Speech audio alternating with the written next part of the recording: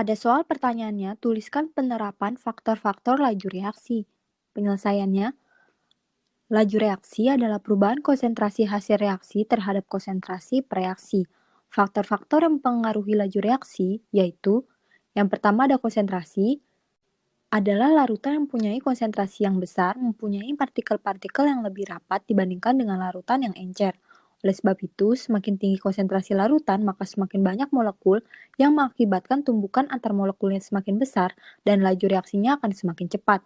Yang kedua, luas permukaan, di mana bentuk serbuk halus mempunyai luas permukaan bidang sentuh yang lebih besar daripada bentuk lempeng atau butiran. Oleh sebab itu, semakin besar luas permukaan partikelnya, maka semakin cepat laju reaksinya. Yang ketiga, suhu reaksi. Reaksi kimia dapat berlangsung lebih cepat ketika suhunya lebih tinggi. Sebaliknya, apabila suhunya lebih rendah, maka reaksi kimia yang berlangsung menjadi lebih lambat. Yang keempat, katalis. Katalis tidak mengubah reaksi namun dapat mempercepat laju reaksi dengan cara menurunkan energi aktivasinya.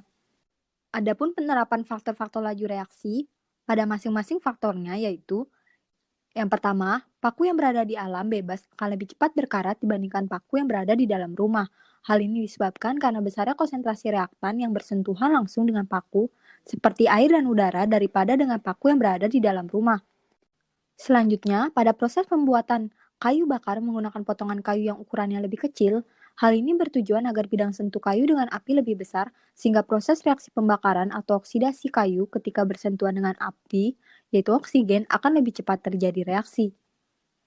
Yang ketiga, pada proses pelarutan baik itu gula atau garam, penggunaan pelarut air yang mempunyai suhu lebih tinggi, yaitu panas atau hangat, akan lebih cepat dibandingkan menggunakan air dingin.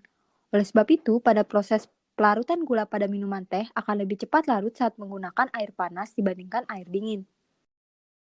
Selanjutnya, pada penggunaan ragi dalam proses pembuatan adonan roti adalah contoh penerapan katalis dalam proses percepatan pembentukan adonan kue yang kalis dan mengembang. Selain itu, fungsi lain dari ragi yaitu mematangkan dan mengempukkan gluten sehingga adonan dapat menangkap gas CO2 yang dihasilkan pada pembuatan roti. Itulah keempat faktor pada penerapan faktor-faktor laju reaksi dalam kehidupan sehari-hari.